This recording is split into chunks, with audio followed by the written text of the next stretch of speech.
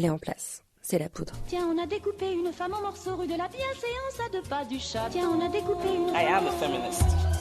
Je vous obsède avec une constance Je ne me suis pas conduit qui appelle quand même l'admiration. conduit d'une façon conforme à ce qu'on attend d'une jeune fille d'abord et d'une femme ensuite. I'm sorry that I didn't become the world's first black classic pianist. Je crois qu'une femme qui existe dans son temps, à l'intérieur de son temps, n'a pas d'époque, elle marque son époque. Bienvenue dans La Poudre, une conversation intime, profonde, avec des femmes artistes, activistes, politiques, de toute génération, de toute opinion. Comment sont-elles devenues femmes ? Comment habitent-elles leur corps de femme ? Que pensent-elles ? Écrivent-elles ? Pendant la campagne présidentielle, La Poudre parle politique. Une fois par semaine, je reçois une femme qui compte dans le paysage politique français. Je suis Lorraine Bastide et cette semaine, mon invitée est Najat Vallaud-Belkacem. C'est quand même bien agréable de pouvoir compter en effet sur une forme de sororité, de combat, c'est clair. Cet entretien a été réalisé le 24 février 2017 au ministère de l'Éducation nationale, rue de Grenelle à Paris. Najat Vallaud-Belkacem, vous avez 39 ans. Vous êtes ministre de l'Éducation nationale et de la Recherche depuis 2 ans et demi, ce qui fait de vous la numéro 4 du gouvernement et vous place à la tête de 12 millions d'élèves, 1 million d'enseignants et du premier budget de l'État.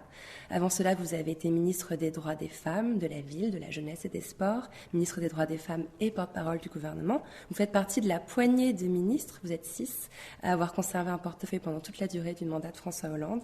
Un quinquennat qui a été marqué par plusieurs remaniements, pas mal de crises, surtout des attentats qui ont endeuillé la France. Vous avez vous-même été ciblé par des attaques virulentes.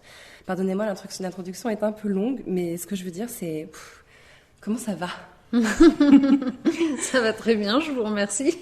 Comment on tient ? Vous avez jamais fléchi, en tout cas pas publiquement. Qu'est-ce qui vous a fait tenir pendant ces 5 ans si intenses ? D'abord, c'est vrai que ça a été 5 ans très particuliers.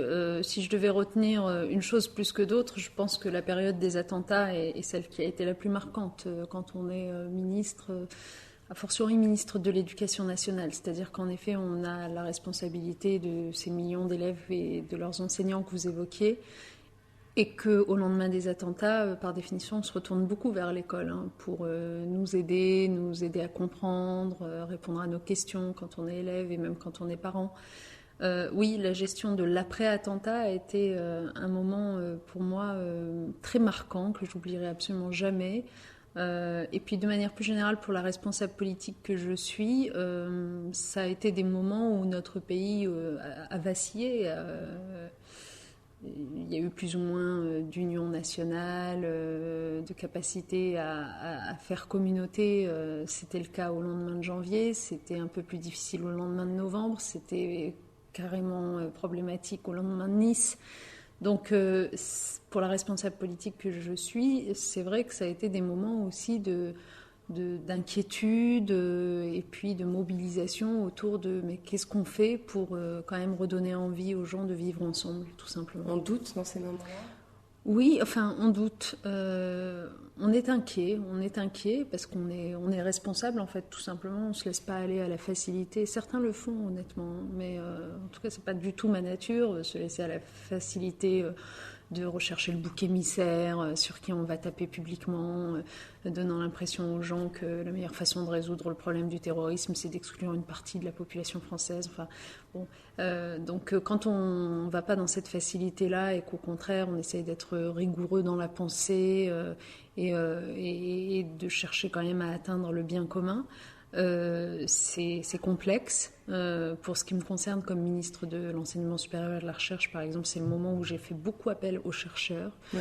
J'ai créé des postes à l'université pour qu'on réfléchisse sur les questions de radicalisation, d'islamologie, des choses qui manquaient auparavant. J'ai créé un conseil scientifique de la radicalisation dans lequel on retrouve des chercheurs, des élus locaux, pour qu'on puisse réfléchir ensemble aux réponses à apporter. Donc la pensée, beaucoup. Et puis pour ce qui est de l'action, c'est beaucoup passé par ce qu'on fait dans les écoles. Par exemple, ce qu'on développe autour de l'enseignement moral et civique pour développer la citoyenneté des élèves et leur esprit critique. Ce qu'on fait autour de l'éducation aux médias et à l'information, qui, il faut quand même le préciser, n'était pas fait avant. Tout ça, c'est des nouveautés, ce dont je parle. l'éducation aux médias et à l'information pour apprendre aux élèves à se méfier de la désinformation qui circule sur le web et donc de l'embrigadement idéologique ou religieux qu'on peut y trouver. C'est comme ça que, pour répondre à votre question, j'ai tenu, c'est par l'action. Par le travail. Ouais, par le la travail. rigueur. Oui, parce qu'il y a une forme d'adrénaline qu'on trouve aussi dans cette mobilisation totale de soi-même, dans la recherche de solutions permanentes qui fait qu'on tient. Et il y a quelque chose de personnel en vous qui fait que le travail est votre cours en cas de crise? En fait, moi, je me pose pas de questions sur cet aspect-là des choses, c'est-à-dire est-ce qu'il faudrait pas que je me repose, est-ce qu'il faudrait pas que je consacre plus de temps à ma vie personnelle. Les questions sont là, évidemment, et notamment pour ce qui est de l'articulation avec ma vie personnelle, étant entendu que j'ai 2 enfants quand même assez jeunes. Mais je suis tellement consciente qu'être ministre, c'est une situation exorbitante de droit commun, que je considère que à une telle situation répondent des solutions qui elles-mêmes sont exceptionnelles. Donc oui, portées par la fonction en fait. Oui, pendant le temps du ministère, en effet, je me suis résolue à ne pas vraiment avoir de week-end, ne pas vraiment pouvoir faire plein de choses que les gens qui ont le temps normal font. Mais ça ne dure qu'un temps, être ministre, et c'est une responsabilité tellement exceptionnelle que mais ça vous vaut la tenu peine. Longtemps. Oui, c'est vrai. J'en suis heureuse, honnêtement, parce que vous le rappeliez, on est quelques-uns, mais pas très nombreux à être restés depuis 2012. Moi, d'abord, j'en suis heureuse parce que ça m'a permis d'avoir des expériences très différentes. J'ai adoré le ministère des Droits des Femmes, sincèrement. Ça m'a profondément marquée et c'est des sujets sur lesquels je continuerai à me mobiliser, à me battre toute ma vie. J'ai adoré le ministère de l'Éducation aussi parce que même si ça peut paraître plus difficile, et c'est vrai que c'est très difficile parce que l'éducation est un sujet polémique à temps plein, tellement passionné, passionnel, que c'est le combat permanent contre les procès d'intention, les contre-vérités, tout cela, mais derrière tout ça, il y a quand même surtout une action qui est éminemment importante pour à la fois redresser notre école, pour donner plus aux élèves des quartiers les plus défavorisés, pour faire en sorte que notre enseignement supérieur renoue avec l'excellence. Enfin, c'est passionnant ce qu'on fait là. Et c'est lié à l'enfance, et justement la transition est toute trouvée pour parler de votre enfance. Vous avez grandi jusqu'à l'âge de 4 ans dans un petit village du nord du Maroc, dans la vallée du Rif. Quels souvenirs gardez-vous de cette partie-là de votre enfance ? En fait, comme j'ai l'impression d'avoir vécu plusieurs vies, parce qu'il s'est passé tout de même beaucoup de choses dans ma vie, les souvenirs ont effacé les souvenirs les plus anciens, peu à peu. Et c'est vrai que pour écrire ce livre, La vie a plus d'imagination que toi, c'est votre autobiographie que vous venez de publier ? Oui, en quelque sorte, même si c'est plus qu'un simple récit personnel, c'est aussi un propos politique, mais en tout cas, ça commence par un récit personnel de mon propre parcours. Et pour l'écrire, j'ai dû faire appel à des souvenirs qui étaient vraiment enfouis au fond de moi, et ça n'a pas été un travail si simple que ça, finalement, que de retrouver en effet les images, les flashs. Les sensations, en plus, les sensations qu'on garde, j'imagine, avant 4 ans, c'est moins... De cette fillette que j'étais, en effet, avant 4 ans au Maroc, puis l'arrivée en France à 4-5 ans, la découverte d'un nouveau pays, d'une nouvelle langue, de nouveaux codes aussi, parce que moi je venais de la campagne profonde et j'arrivais aussi en urbanité, donc ça change un peu. Et donc, oui, c'est vrai que ce parcours, finalement, même si à certains égards, parfois, j'ai pu l'oublier dans mon cheminement pour pouvoir avancer plus légère, pour me délester, il n'en reste pas moins qu'il m'a construite et qu'il fait une part de ce que je suis aujourd'hui, des combats qui sont les miens. Oui, très certainement. Vous avez d'ailleurs, je ressens encore dans vos paroles une pudeur, une timidité à en parler que vous évoquez dans la préface de votre livre. Vous avez très peu parlé de votre famille depuis le début de votre carrière politique, mais dans votre livre, donc, vous parlez un peu de votre maman, de façon très pudique. D'ailleurs, le titre du livre, c'est une phrase de votre maman. C'était quel genre de femme, votre mère ? Quelqu'un d'extrêmement bienveillant. C'est marrant parce que la bienveillance de nos jours, c'est un terme qui est si souvent dénigré dans le débat public qu'on a fini par croire que c'était quelque chose de péjoratif. On dit bien pensant maintenant à la place. Oui, c'est ça, mais hein. même bien pensant, c'est aussi dénigré, vous voyez. Ouais. Tout ça est absolument ridicule. Je veux dire, il n'y a pas plus belle qualité que la bienveillance. La bienveillance, ça veut dire veiller bien sur l'autre. Donc l'accompagner au maximum, faire en sorte qu'il s'épanouisse. Elle est comme ça, ma mère. Elle est vraiment dans la bienveillance. Donc c'était une femme, à l'époque de mon enfance, mes premiers pas en France et dans ma scolarité, qui ne maîtrisait pas le français, qui n'était pas en capacité de nous aider véritablement à faire les devoirs, mais qui était là tous les soirs à vérifier qu'on avait fait ce qu'il fallait quand même, à nous encourager plutôt que mettre la pression, à nous pousser à aller au-delà de ce qu'on pouvait imaginer a priori.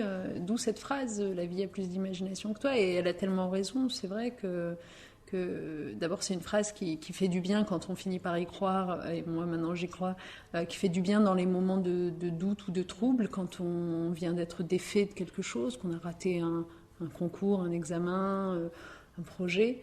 Ça fait du bien de savoir que nous, on se croit au fond du trou, mais non, la vie a plus d'imagination et donc on peut rebondir d'une façon qu'on n'a pas envisagée. Ça ouvre les possibles. Ça ouvre les possibles, exactement. Donc en fait, je considère qu'elle m'a ouvert les possibles et je lui en suis d'autant plus reconnaissante. C'est vrai que je l'aime vraiment beaucoup.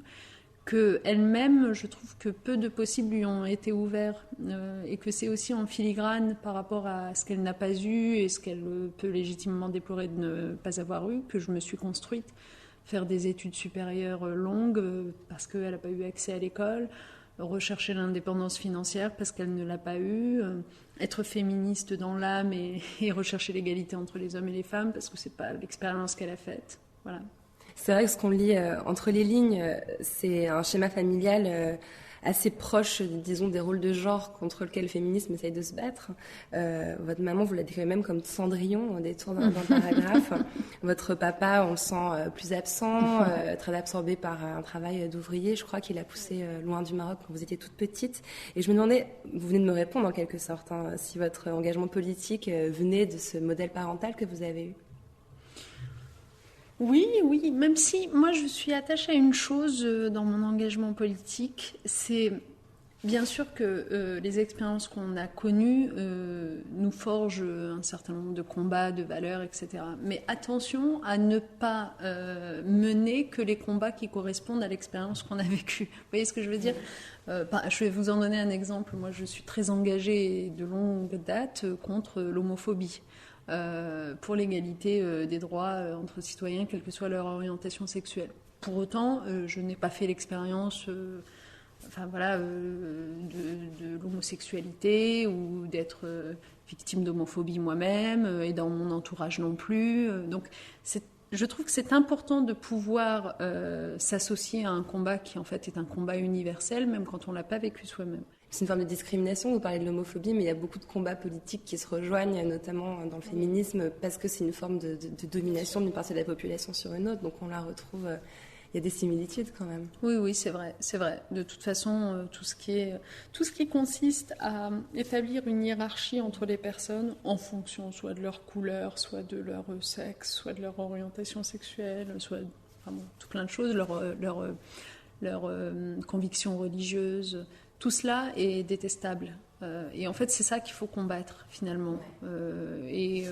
Tous les combats découlent de ce principe-là. Il n'y a pas de raison d'établir de hiérarchie entre les gens. C'est pas vrai. On est des êtres humains. Il n'y a pas de raison de partir du principe que c'est normal de donner moins de chance à un tel ou à une telle. Non. Et notamment quand un tel et une telle sont des enfants. C'est pour ça que je me bats comme ministre de l'Éducation nationale. Et au fond, ceux qui se cachent derrière les fameuses polémiques qui ont cours tous les jours sur l'éducation nationale, c'est vraiment cette question-là. C'est est-ce qu'on considère que tout enfant est éducable et si possible le plus loin possible, ou est-ce qu'on se résout à abandonner une partie des enfants parce que ils n'étaient pas dans le bon cadre pour faire un jour partie de l'excellence et de l'élite, donc c'est pas la peine de leur offrir des options, des choses qui vont les faire grandir, et même allant jusqu'à les trier dès l'âge de 12 ans, selon certains, voire plus tôt. Non, moi tout ça, ça ne me convient pas. Et donc, tout mon combat, c'est de dire précisément, n'établissons pas de hiérarchie entre les gens, allons chercher dans chacun d'entre eux le meilleur potentiel possible. Vous êtes devenue femme ou vous l'êtes de naissance? Je crois que je le suis de naissance dans le sens où... d'abord, moi, j'aime beaucoup la féminité. Vous voyez, je suis contente d'être une femme, en fait. Je crois que ça m'ennuierait d'être un homme. Je trouve que c'est quand même beaucoup plus marrant compris de se poser des questions esthétiques, enfin, voilà, de changer de coupe de coiffure, de coupe ou de coiffure, de pouvoir s'habiller... de façon très variée, très colorée. Je n'aimerais pas. Je trouve que c'est plus grisâtre d'être un homme, en fait. Ça, vous le sentiez déjà quand vous étiez petite fille? Ouais. D'ailleurs, il y a quelque chose dans votre livre qui m'a fait sourire. Vous racontez que vous êtes engagée auprès d'étudiants en stylisme, de créateurs de mode, à porter leur création à chaque conseil des ministres, chaque mercredi. Vous l'avez fait. C'était génial. Et il y a des photos de vous, on vous voit en robe hyper colorée, hyper vive, ce qui est quand même très audacieux en politique. On sait ce qui arrive quand on se met en robe à l'Assemblée, quand même. Ouais, c'est vrai. C'est fort d'avoir fait ça. Oui, mais franchement, c'était le moins que je pouvais faire pour ces jeunes bacheliers professionnels, donc métier de la mode, lycéens professionnels qui sont tellement touchants vraiment. Je ne trouve pas d'autres mots pour les qualifier parce que d'abord ils sont doués de leurs 10 doigts, ce que je ne suis pas.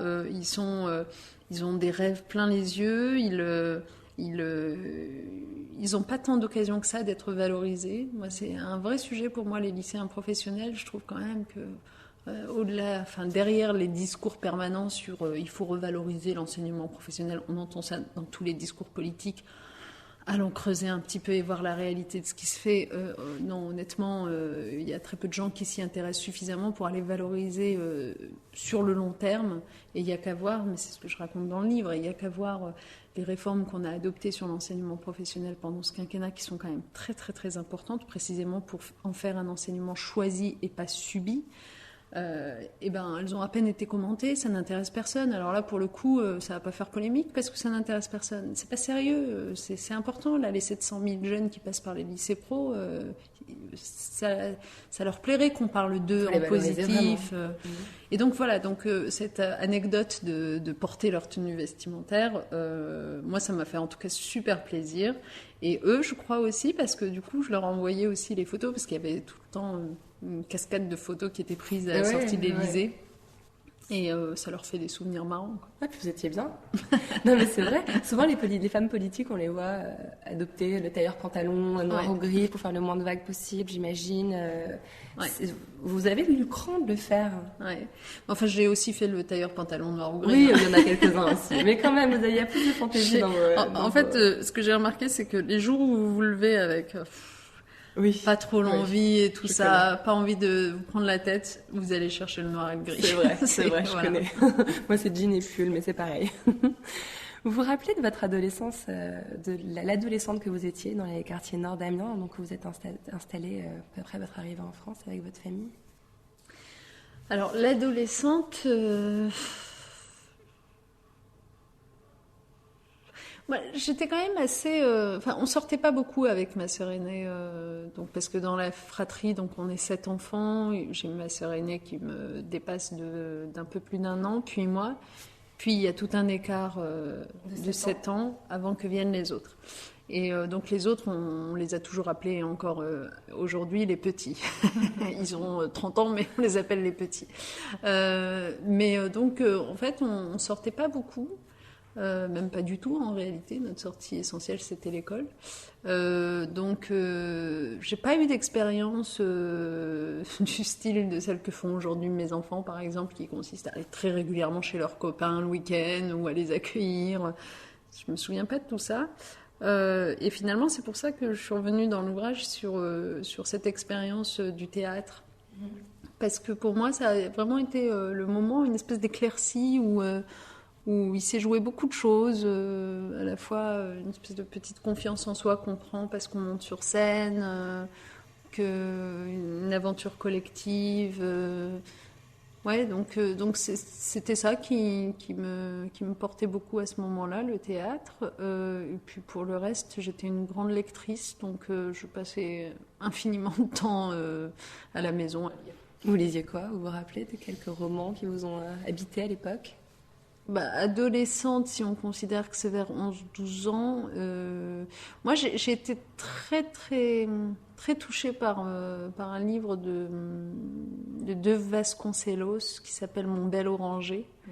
Je ne sais pas si vous le connaissez, mais à l'époque il m'avait touchée aux larmes. Du coup je m'en souviens, on ne se souvient pas de tout ce qu'on a lu. C'était l'histoire d'un enfant pauvre. Orphelin, je crois, qui vivait chez ses grands-parents et qui n'avait pour tout confident que l'oranger du jardin à qui il allait parler. Bon, voilà, c'était visiblement assez triste. Après, un peu plus tard, dans les romans qui m'ont marqué, il y a Belle du Seigneur, mais là, on est plutôt à l'âge de 15 ans. Qui n'a pas été marqué par Belle du Seigneur à 15 ans. Ouais, c'est magnifique, hein. Mais marqué, moi, au point de l'avoir lu, je pense, 5 fois. C'est vrai. Sachant que c'est quand même un pavé. Oui, il fallait le faire. Je finissais par reconnaître des pages par cœur. Les dialogues entre Ariane et Solal, notamment quand ils en viennent à se disputer, je ne sais pas si vous vous en souvenez, vers la fin, quand ça tourne mal. Je les connaissais par cœur, ils étaient tellement beaux. C'est drôle. Mais oui, mais cela étant, je lisais vraiment de tout, hein, pas forcément de la grande littérature, mais en fait, ce que je trouvais formidable dans la lecture, c'est la dimension dépaysante, c'est qu'on pouvait s'inventer d'autres vies. En fait, c'était comme voyager, mais en restant chez soi. Donc pas de rébellion, pas de crise d'adolescence, pas de moment de révolte par rapport à... Non, à l'ordre établi et tout ça, non. Dans votre livre, vous décrivez quelque chose que vous le décrivez très bien. D'ailleurs, les mots que vous employez sont très justes. Vous parlez d'une frontière invisible qui séparait le quartier où vous viviez du centre d'Amiens, du centre-ville. Vous aviez conscience des inégalités sociales qui séparaient ceux qui vivaient de votre côté du reste de la ville? Je pense que ces choses-là, on en prend plus conscience après. Sur le moment, justement, comme c'est invisible, en fait, on ne le sait pas. Et puis, pour reprendre cette très jolie expression de Jamel Debbouze, je trouve qu'elle est particulièrement juste. Un jour, il a dit... vous savez, moi, c'est le jour où je me suis installée dans le 16e arrondissement que j'ai compris qu'à Trappes, j'étais pauvre. Et en fait, elle est très juste, cette expression, parce que c'est vrai, quand vous vivez dans la pauvreté, etc., vous ne côtoyez que des gens qui vivent dans les mêmes conditions que vous. D'ailleurs, j'allais dire, c'est presque la caractéristique de la pauvreté, c'est de ne côtoyer que des gens comme vous. Et du coup, vous ne savez même pas qu'au-delà de telle frontière invisible ou pas, il y a un autre monde avec des privilèges, des conforts, des facilités, etc. Ce qui est pas mal à la limite quand ça se passe comme ça, parce qu'au moins vous souffrez un peu moins. Ce que je trouve intéressant, c'est que de nos jours, on est entré dans une autre ère dans laquelle tout est transparent par le biais d'Internet, des réseaux sociaux, de tout, la télé et tout ça. Ce qui fait que les gens pauvres, pour aller vite, ont beaucoup plus conscience de l'étalage de richesse d'à côté et ça nourrit un ressentiment et une frustration à l'égard de la société tout entière qui est infiniment plus grande que ce qui existait, il me semble, 30 ans plus tôt quand j'étais enfant. Mais c'est tout simplement parce qu'on n'en avait pas conscience. Vous avez été protégée aussi peut-être, parce que quand on a des parents qui sont engagés politiquement, qui peuvent nous sensibiliser à ces inégalités-là, vous avez été assez préservée au fond de ce genre de questionnement. Oui, oui, et puis c'est ce que je décris un peu d'Amiens, mais c'est vrai que nous, au-delà du fait que, étant des filles, on n'avait pas énormément d'occasions de sortie et tout ça, ou de permission de sortie. On était aussi dans un quartier où, il fallait se protéger en restant chez soi, quoi, parce que les gamins qui traînaient dans la rue finissaient par y faire des choses pas bien, quoi. Donc, c'est vrai que finalement, la rigueur de mes parents, de mon père, plus exactement, ça nous a sans doute protégés, ça nous a maintenus à l'abri, ouais. Alors, votre parcours, c'est celui de l'excellence scolaire jusqu'au concours de Sciences Po Paris, dont vous avez découvert l'existence toute seule comme une grande un jour à la bibliothèque au CDI, je crois. Donc, vous réussissez. Est-ce que vous vous rappelez quels étaient vos modèles à l'époque? Est-ce qu'il y avait des femmes qui vous inspiraient, à qui vous pouviez vous identifier? Alors, c'est marrant que vous me disiez ça, parce que figurez-vous que quand j'étais lycéenne, j'ai comme quoi le féminisme devait être installé en moi depuis longtemps. Je me souviens avoir mené un travail où on avait le choix pour faire une espèce d'exposé devant ses camarades, etc., de gros dossiers à construire sur plusieurs semaines. Et moi, j'avais fait le choix qui avait même surpris un petit peu, parce que c'était original, de travailler sur Aung San Suu Kyi. Ouh. Ouais. Et, très politique. C'est marrant, hein, parce que, mais c'est surtout très, très volonté de trouver des modèles féminins. Et donc, du coup, oui, j'avais quelques modèles en tête comme ça. Après, la difficulté avec cette affaire de modèle, c'est que un modèle, c'est quelqu'un dont vous voudriez adopter exactement toutes les facettes, être tout pareil que lui et tout. Et jusqu'à présent, je n'ai pas trouvé, moi, de femme politique qui ait réussi à la fois une vie politique, une vie personnelle, familiale, etc. Au point que je me dise, c'est ça que je voudrais être tout pareil. Cet équilibre-là, cet équilibre, pour l'instant, je trouve que c'est tellement difficile, en fait. J'espère que les choses se facilitent un peu pour notre génération, mais pour celles qui nous ont précédées, non, il n'y a pas eu de...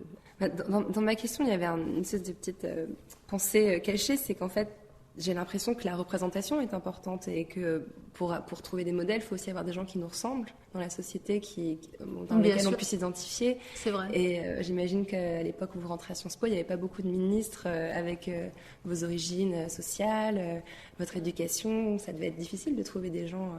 Déjà, il y a beaucoup d'hommes, pour commencer. Bien sûr. Je ne sais pas, vous aviez conscience de ça à ce moment-là ? Oui, je suis même frappée, en fait. Quand j'arrive à Sciences Po, je suis frappée. Vraiment, par l'absence de diversité, tout simplement. Ça me paraît complètement incongru. Mais je le dis, alors ça fait... En plus, vous êtes blonde, vous allez mal le prendre. Ah mais... non, je peux y aller, mais je le dis dans le livre, ce qui me frappe, c'est d'abord qu'il y a une surreprésentation de blondes parmi les filles. D'ailleurs, vous rappelez ce chiffre dans le livre, c'est dans la vie 10%, dans les magazines 30%. C'est incroyable. C'est très juste. Il y a quand même un petit sujet. Ça me révolte, même si je suis blonde, je vous assure. Et donc ça, c'est la première chose. Et puis la deuxième chose, c'est l'absence, alors là, vraiment de diversité au sens origine différente, mais même très peu de provinciaux. Franchement, je crois que les choses ont évolué depuis. Je ne veux pas jeter l'opprobre sur Sciences Po. On est en 2000 à ce moment-là. Mais on est en 2000 et honnêtement, c'est quand même très uniforme et très homogène. Et c'est vrai que du coup, on a l'impression qu'il y a une espèce d'effraction par rapport à la société telle qu'elle est. Et en fait, tant qu'on ne se pose pas cette question-là, c'est la société telle qu'elle est qui a l'impression d'être en effraction par rapport à l'élite, aux institutions, etc. Et c'est pas normal, quoi. Il y a un moment, je dis pas qu'il faut que ce soit un miroir, mais il faut que ça corresponde un peu plus. Et sinon, il faut qu'on se pose les bonnes questions. Pourquoi est-ce qu'on n'a pas réussi à faire arriver plus d'enfants avec des histoires différentes jusqu'à la porte de cette grande école ? C'est peut-être qu'on les y a pas suffisamment préparés, qu'on leur en a pas suffisamment parlé, etc., etc. Vous aviez l'obligation de l'excellence ? Intérieurement, moi, ce que je ressentais, mais je pense que ça, c'est vraiment propre aux enfants de familles issues de l'immigration, c'est une espèce d'urgence à réussir. C'est-à-dire que dans ces familles-là, et pour leurs enfants, on a le sentiment pressant qu'il faut réaliser en une génération ce que des familles installées en France, etc., réalisent en 3-4 générations. Parce que dans les familles installées en France, françaises, etc., on voit aussi des histoires de mobilité sociale où l'arrière-grand-père est ouvrier, puis ensuite le père est employé, puis ensuite... voilà, j'en ai oublié un. Le grand-père est employé, le père est cadre, et les fils, les échelons sont grimpés génération par génération. Et c'est vrai que dans les familles issues de l'immigration et dans leurs enfants, il y a souvent cette espèce de sentiment qu'on n'a pas le temps pour faire ça, parce qu'en fait, on ne sait pas ce qu'on va devenir. Toujours cette inquiétude de finalement, peut-être qu'un jour on nous renverra ailleurs. Je ne dis pas chez nous parce qu'on ne considère pas que le ailleurs soit chez nous, mais qu'on nous renverra ailleurs. Et donc, il y a une urgence à s'installer véritablement et à raccourcir ce temps. Donc ça, je pense que c'était en moi, comme à mon avis, c'était en chacun de mes frères et sœurs. D'ailleurs, quand je vois un peu leur parcours professionnel, eux aussi. Votre grande sœur, c'est une avocate brillante, Oui, c'est ça. Ma grande sœur est avocate, les autres, chacun a suivi sa voie entre le commerce, le théâtre, la recherche, l'avocature, l'architecture. Je crois que j'en oublie pas. Donc finalement, il y a ça. Maintenant, est-ce que c'est une recherche de l'excellence ? C'est surtout viser haut, parce que de toute façon, il vaut mieux viser haut, y compris pour avoir un peu moins haut, mais haut quand même. Les mots bon élève, appliqué, c'est des mots qui reviennent souvent quand on parle de vous dans les médias. Est-ce que ce sont des adjectifs que vous vivez bien ? Oh, ça me dérange pas. C'est très réducteur. Comme tout adjectif visant des femmes politiques, je crois, dans les médias. Oui, c'est ça. Non, c'est très réducteur parce que en plus, c'est nous tous, hein, vous, moi, on a tous des personnalités complexes.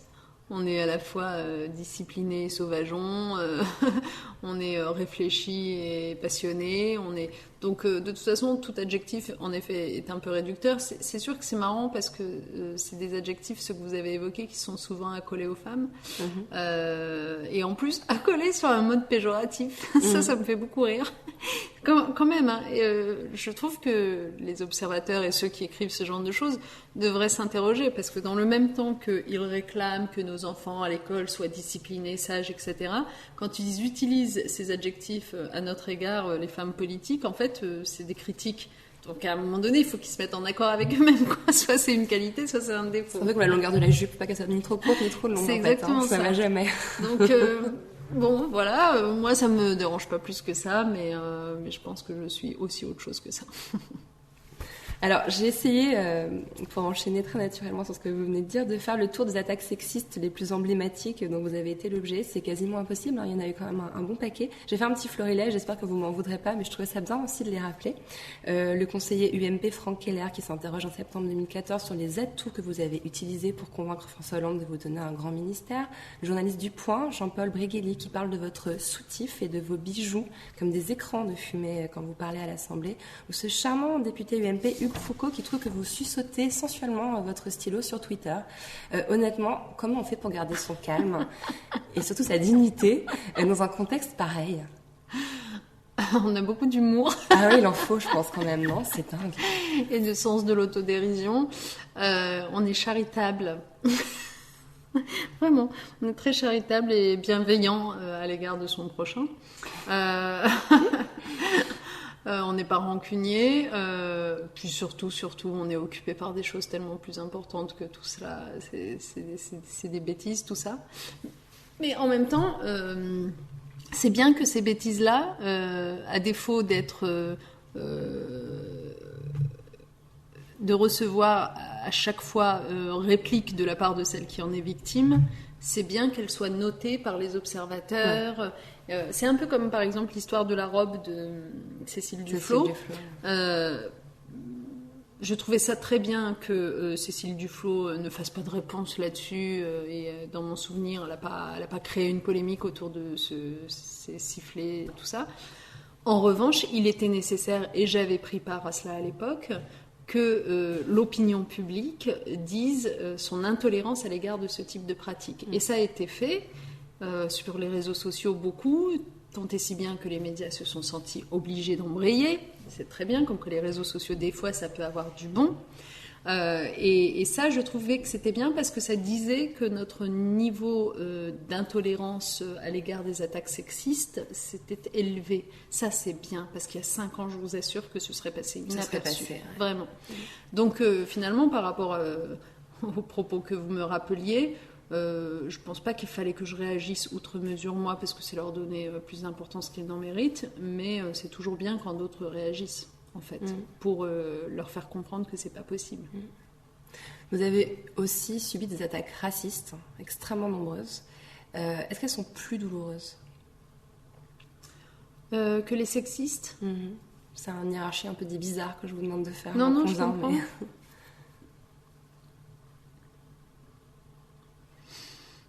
Ben non, enfin moi je le mets sur le même plan. Après... Ça dépend de la nature des attaques racistes. Je veux dire, honnêtement, quand Christiane Taubira se fait traiter de singe, là, on dépasse tous les radars possibles de la nullité crasse et de la gravité des propos. Donc, c'est sûr qu'à ce moment-là, en fait, quand on est dans une déshumanisation, parce que c'est ça le sujet, quand on atteint une déshumanisation, c'est pas seulement que c'est intolérable, c'est qu'il faut le condamner avec la plus grande force, tolérance zéro, etc. Après, le reste, j'allais dire, ça se vaut, parce que vous savez, les attaques sexistes, c'est pas drôle non plus, quand on laisse penser en permanence que vous êtes passé par le canapé pour obtenir telle ou telle promotion, c'est quand même assez insupportable, et c'est pas mieux que de laisser entendre en permanence, comme c'est souvent le cas me concernant, que j'aurais une double allégeance, qu'en vérité je voudrais faire passer les intérêts de tel autre pays avant ceux de la France, et que mon objectif non avoué, c'est de détruire la civilisation française. En fait, tout est désagréable. Je ne les ai pas relayées celle-là, vous remarquerez, parce que c'est tellement... Tout est désagréable. Ça émane aussi d'une sphère un peu différente aussi. Ouais, mais malheureusement, moi, ce que je constate, c'est que... Enfin, vous le savez autant que moi, la fachosphère a vraiment pris pied sur le web et dans la place. Et pour l'instant, c'est très difficile de la déloger. Elle est indélogeable. Et nous autres, militants d'autres formations politiques, on a beau essayer d'organiser aussi du militantisme sur le web pour que n'y traîne pas uniquement cette parole horriblement noire, ça marche pas, parce que en fait nos propres militants sont écœurés. Enfin, je veux dire, ça vous pompe une énergie de lire tout ça, d'y répondre en permanence, de se faire insulter, etc. Donc du coup, ils désertent à leur tour. Et finalement, le web est quand même aujourd'hui assailli par la fachosphère. Et le problème, c'est que ça impacte. Il ne faut pas croire que ça ne parle qu'à ceux qui font déjà partie de la fachosphère. Quand un individu normalement constitué, mais aux idées politiques pas encore forcément très arrêtées, etc., se balade sur le web et qu'il y trouve en permanence des choses qui passent pour de la vérité alors qu'elles n'en sont pas, il finit par être convaincu que c'est vrai. Moi, j'avais été frappée un jour où j'étais dans les Landes, donc vous voyez vraiment en pleine campagne, puis dans un sud-ouest qui est un sud-ouest extrêmement généreux, accueillant. C'est vraiment une région de France que j'adore. Je déjeune avec des voisins, etc. Enfin bref, des amis des voisins et tout ça. Puis parmi eux, il y avait une dame d'un certain âge, mais qui visiblement allait quand même sur le web, très gentille avec moi et tout ça et tout ça. Puis à un moment donné, dans la discussion, elle me dit non, moi je vous aime bien, tout ça, ce que vous faites. Par contre, je comprends pas, pourquoi vous voulez imposer l'arabe aux enfants de CP, je comprends pas l'intérêt. Alors là, franchement, ça a acheté un froid. Je lui dis, mais je comprends pas, où est-ce que vous avez lu ça? Où est-ce que vous avez lu ça? C'est pas vrai. Elle me dit, ah bon? Ah non, je l'ai vu écrit au moins 5-6 fois par des relais différents, vous savez, les lettres là, qu'on envoie par mailing list, les trucs, les machins, les newsletters, les réseaux sociaux et tout ça. Et donc, oui, ça finit par impacter les gens. Donc, c'est quand même très, très préoccupant. Ouais. Et je sais pas ce qu'il faut faire d'ailleurs, mais... Enfin si, en fait, je sais ce qu'il faut faire en tout cas pour les jeunes. Ouais. C'est une éducation aux médias et à l'information, c'est ce que j'évoquais tout à l'heure. Une information fiable, ce qui ne l'est pas. Mais pour les adultes, voilà. Et les femmes alors? Votre premier job politique, c'est en 2002 comme assistante parlementaire de Béatrice Mar, une ancienne chef de cabinet de François Mitterrand. Un de vos premiers grands rôles sur la scène nationale, c'est celui de porte-parole de Ségolène Royal pendant la campagne présidentielle de 2007. Est-ce que la solidarité féminine a joué un rôle dans votre carrière?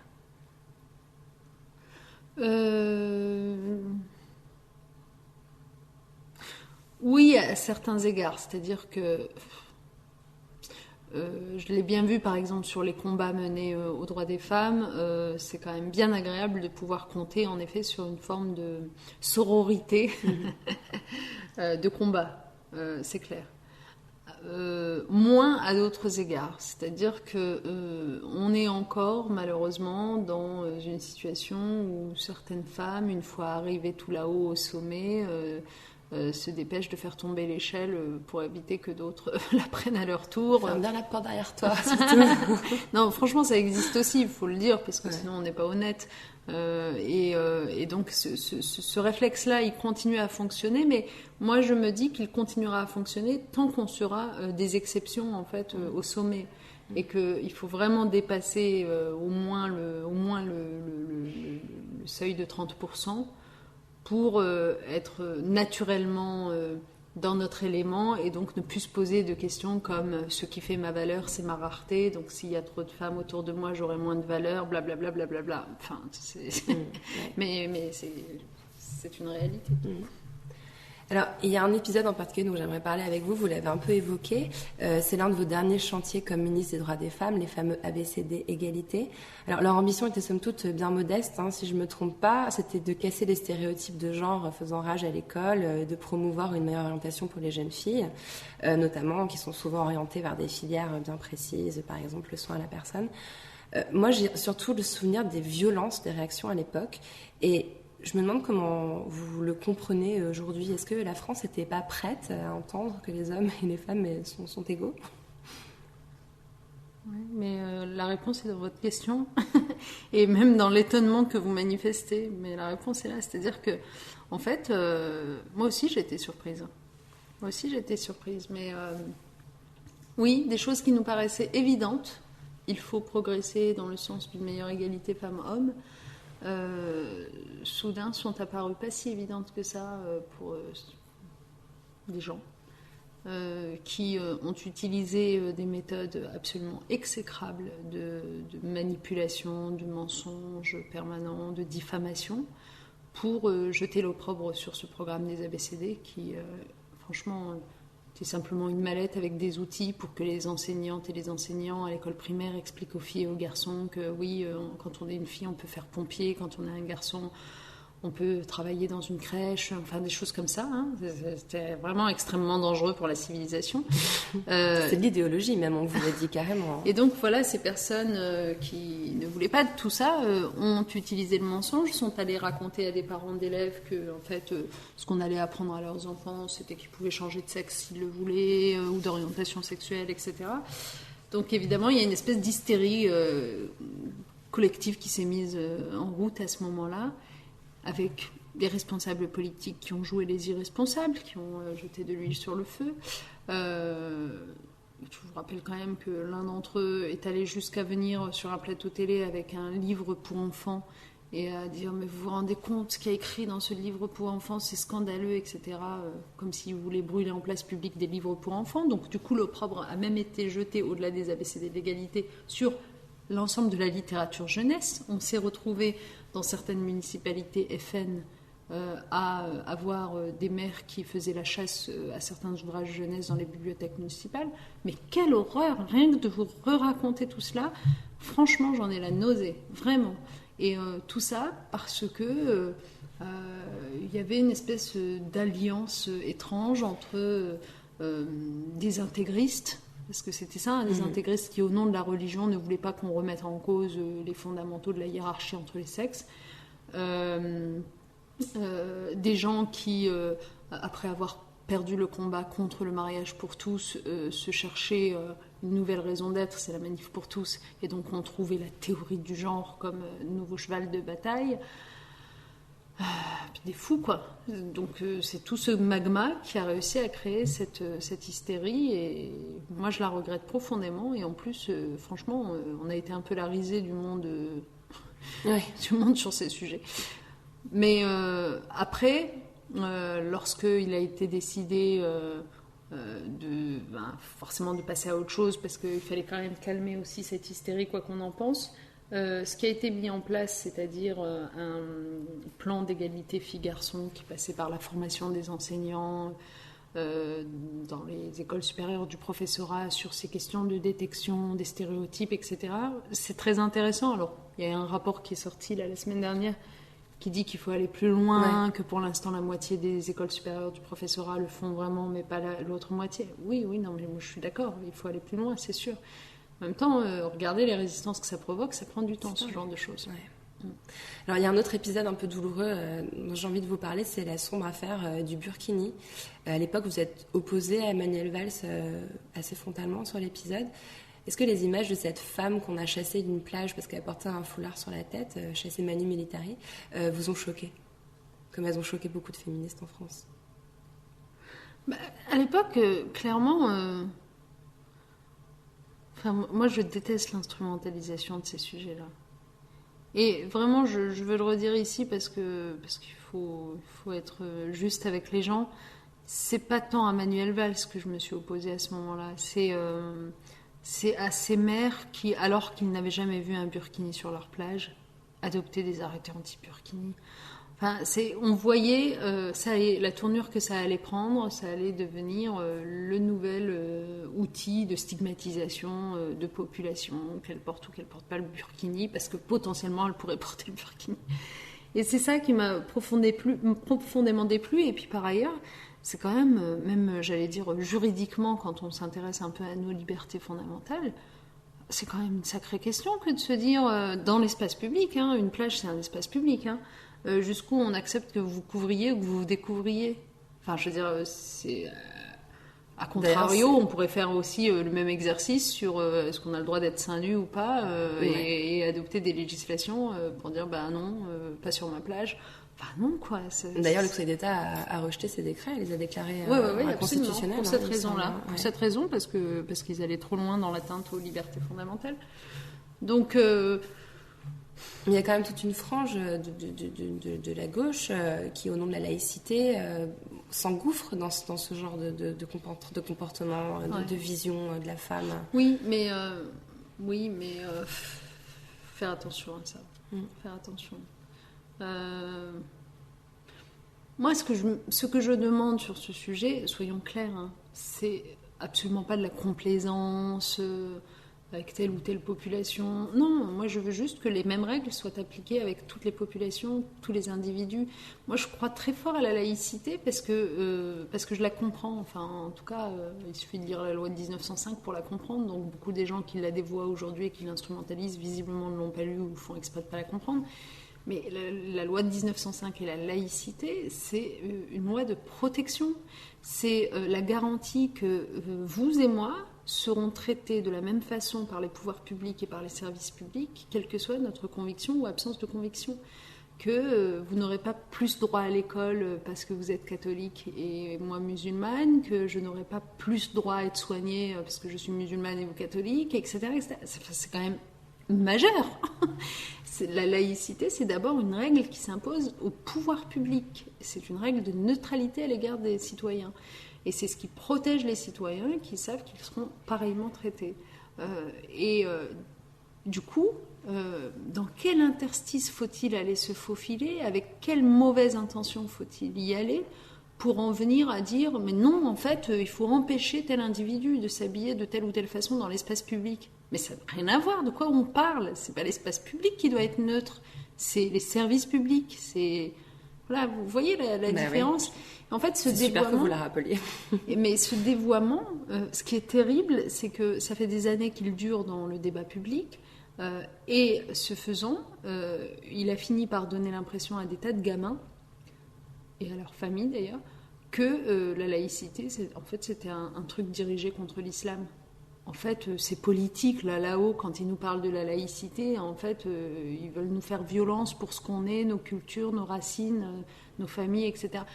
Et c'est à partir de ce moment-là que sont arrivés les incidents dans les écoles, d'élèves qui ne veulent pas respecter la laïcité, etc. Mais parce qu'ils la vivent comme une violence et que, en effet, dès qu'ils allument la télé, c'est de ça qu'on leur parle. Donc il y a eu tout un travail à faire depuis 2012 de pédagogie de la laïcité pour aller l'expliquer dans les écoles. Charte de la laïcité, journée de la laïcité le 9 décembre, avec des projets qui sont construits avec les enseignants, avec les familles et tout ça. Et franchement, ça fait du bien en fait. Ouais. Ça, de ce point de vue-là, je vous assure, je sais bien que les médias font pas souvent ce travail, c'est pas faute de les y inviter, mais franchement...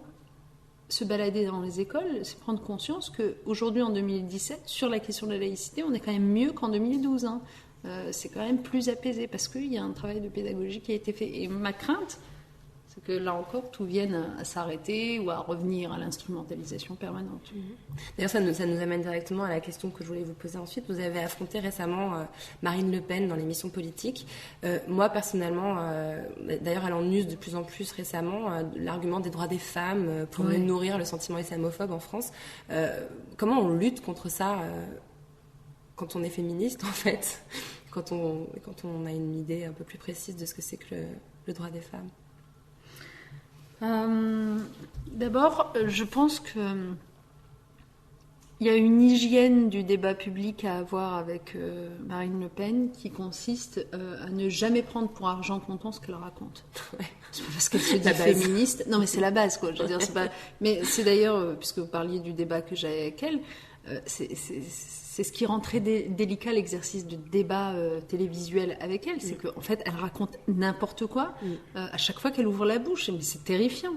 Et du coup, moi, je vois bien, j'ai eu des commentaires juste après ce débat, y compris d'amis, beaucoup me disant formidable, c'est bien d'être allée très offensive, etc. Mais certains me disant, mais tu l'as coupé sans arrêt, tu as été très agressive. Ah, mais c'était important. Vous disiez, vous mentez. Mais vous mentez. Vous assignez à chaque mensonge, vous mentez. Mais c'était important que vous le disiez. Mais moi, je trouve que c'était important. Mais c'est intéressant de voir qu'y compris parmi mes amis, il y a des gens qui aient mal vécu cette espèce de... Et je leur ai répondu. Mais c'est parce que en fait, vous ne savez pas comment elle est quand elle débat. Moi, j'ai préparé ce débat, donc je l'ai regardé débattre. Et donc, je sais parfaitement ce qu'elle fait. Elle se lance dans des tunnels interminables où elle dit 12 mensonges d'affilée. Et en fait, si vous la laissez parler et que vous ne l'interrompez qu'au 11e mensonge, les Français qui ont écouté pensent que les 10 précédents étaient des vérités. Voilà comment ça se passe. Elle ne répond jamais à vos questions sur aucun sujet. Elle nous voit machin. Elle est... Bon, bref. Et donc, j'en reviens à comment débattre avec elle et cette hygiène du débat. Il ne faut jamais prendre pour argent comptant ce qu'elle raconte. C'est pas parce qu'elle dit qu'elle est féministe qu'elle l'est. En quoi elle est féministe? En 2012, elle proposait... comment elle appelait ça, un revenu parental ou je sais pas quoi pour maintenir les femmes à la maison. En 2012, elle parlait des IVG de confort. C'est pas parce que maintenant, madame retourne sa veste, parce que finalement, dans l'opinion publique, ça se fait plus trop d'être contre l'IVG, mais qu'en même temps, elle maintient quand même dans sa propre famille politique des gens qui clairement manifestent contre l'IVG, demandent son déremboursement. C'est insupportable. Alors là, vraiment, je crois que sur la question du féminisme, c'est ce qui m'énerve le plus. Bon, il y a quand même d'autres sujets. Le fait de vouloir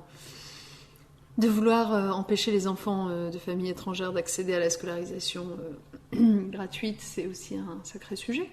Mais donc voilà, donc ne rien lui prêter, ne rien lui donner. Voilà, parce qu'en réalité, tout est mensonge. Tout est mensonge, c'est terrifiant.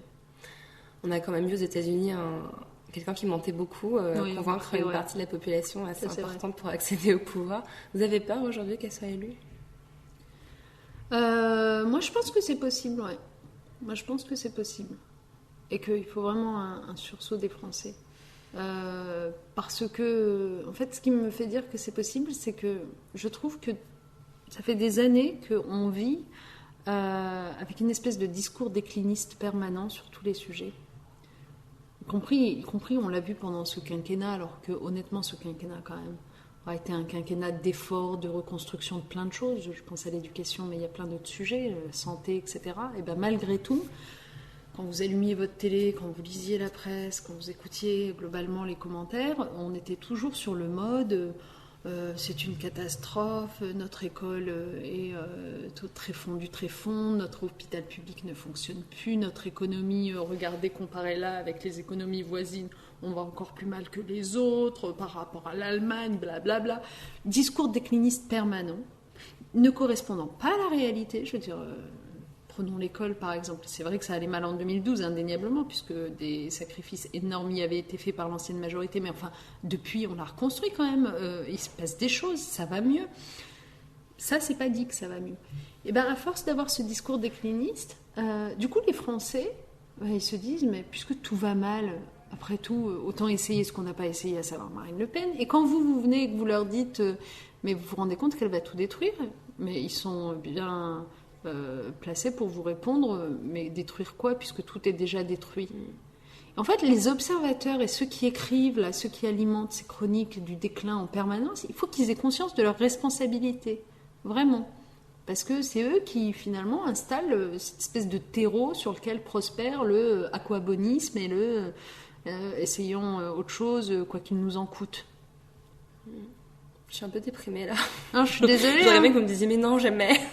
Non, je suis désolée, mais moi, franchement, Après, comme j'aime beaucoup ce pays et je pense que les Français ont des ressources insoupçonnées, je pense que c'est toujours possible d'avoir ce sursaut. Mais ce qui est pénible, c'est que quand même, vous voyez, par rapport à 2002, où Jean-Marie Le Pen est arrivé au premier tour, il y est arrivé par surprise au premier tour. Ouais. La différence cette fois-ci, c'est que ça fait des mois qu'on sait que Marine Le Pen sera au second tour. Et puis dans les projections, elle est à 40, alors qu'à l'époque, Jacques Chirac avait fait 80%. C'était hors de question qu'il dépasse les 20% au second tour. Et j'ai l'impression qu'il y a une espèce d'apathie générale, alors que ça fait des mois que l'on sait qu'on une résignation. Une impuissance. Une impuissance, parce que même quand les médias font leur travail, parce qu'il leur arrive de le faire, par exemple typiquement avec les affaires et tout ça, et que voilà, ils communiquent sur le non-main propre du Front National, puisque leur slogan pendant longtemps ça a été tête haute main propre, non en fait ni l'un ni l'autre. Même quand les médias communiquent là-dessus, on a l'impression que ça produit rien derrière, que ça dissuade pas les gens de leur faire confiance ou de voter pour eux. Donc c'est impuissance, apathie, impuissance. Vous ferez quoi, vous, si elle passe ? Moi, de toute façon, je me battrai quoi qu'il en soit, mais je me battrai aussi si la droite passe. Oui. Moi, je suis candidate aux législatives, je voudrais être députée, et je me prépare à exercer un mandat si je suis élue, c'est pas encore fait, mais à exercer un mandat, si c'est un mandat d'opposition, qui sera un mandat de résistance. Ouais. Mais vraiment, acharné. C'est-à-dire que, en fait, le fait d'avoir vécu toute l'expérience qu'on se rappelle depuis tout à l'heure, d'avoir été l'objet moi-même d'un certain nombre quand même d'attaques, de dénigrements, etc. En même temps, ça m'a bien préparée à être à l'offensive là. Ce sera un mandat de résistance acharnée et je ne les lâcherai pas sur tous les sujets qui me tiennent à cœur, et puis je ferai le maximum possible pour empêcher le détricotage social. Donc moi aussi, je saurai attirer l'attention de l'opinion publique sur les sujets qu'il faut à ce moment-là. Et là, ça va mieux. Non, mais c'est vrai, et je pense que tous les parlementaires, si on devait être dans l'opposition, devront être dans cet état d'esprit, parce que ce ne sera pas une alternance gentil-gentil. Ouais. Moi, cette angoisse que vous avez réveillée en moi, mais qui est déjà bien présente, rassurez-vous, elle m'envoie à mes enfants. Moi, sérieusement, j'ai peur pour mes enfants. J'ai un peu peur du monde dans lequel ils vont grandir. Ils sont un peu plus jeunes que les vôtres, mais vous avez un garçon et une fille qui sont petits aussi. Qu'est-ce que vous leur dites ? Est-ce que vous leur transmettez une conscience politique ?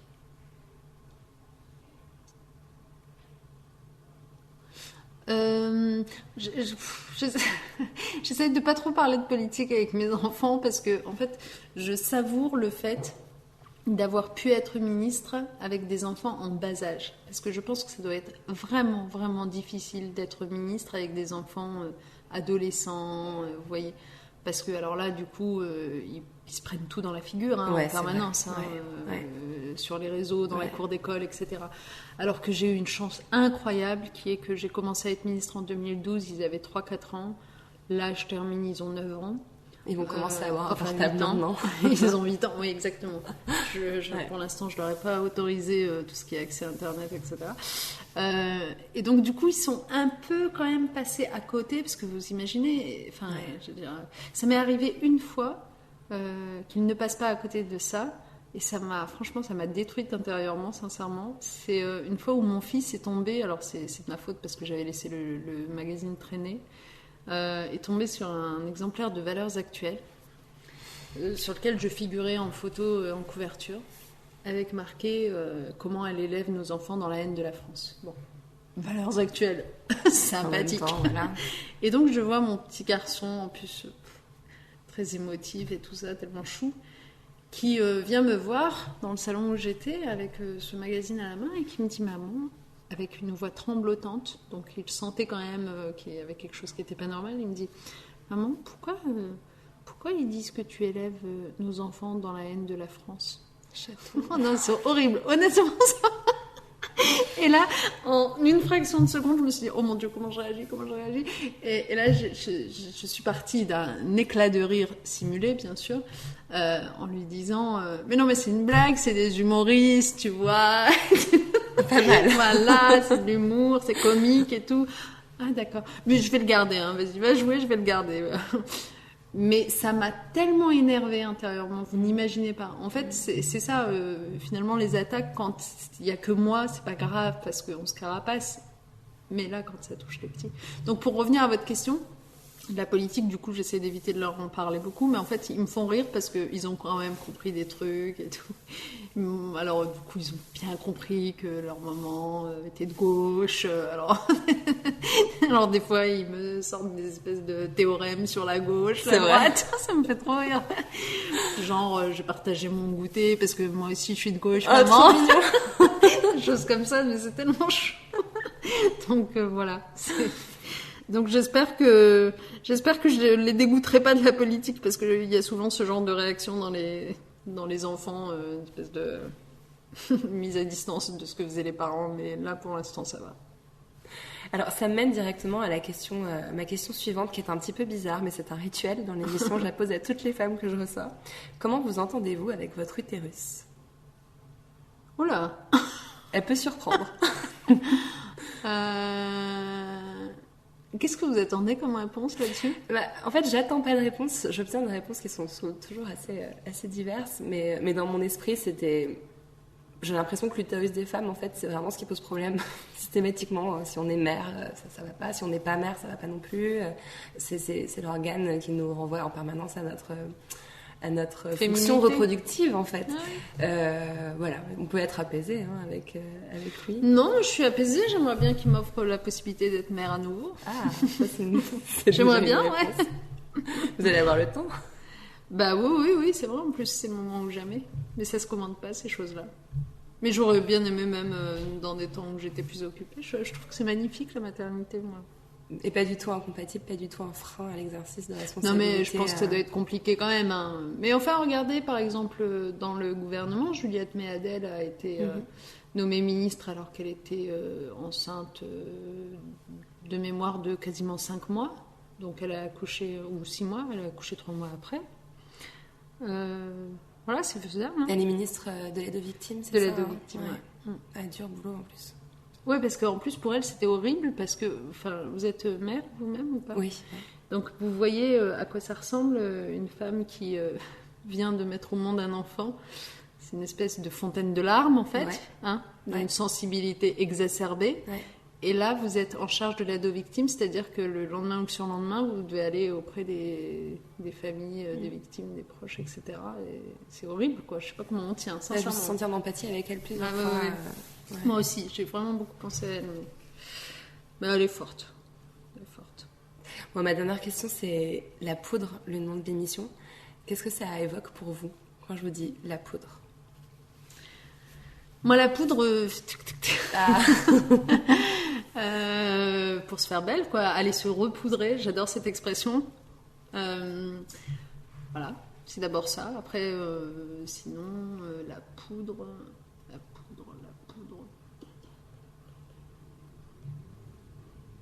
Les explosifs, des choses comme ça, c'est ça que c'est censé évoquer ? Vous avez évoqué les deux extrêmes que ça peut évoquer. Moi, plutôt alors la beauté. Mais vous avez commencé par le blush. C'est mieux. Merci à Najat Vallaud-Belkacem d'être venue faire parler la poudre avec moi. Si vous avez aimé l'émission, le mieux c'est de nous le dire avec des étoiles, 5 de préférence, sur iTunes. Vous pouvez aussi nous rejoindre sur les réseaux sociaux Twitter et Instagram, où nous partageons toutes les recommandations culturelles de nos invités.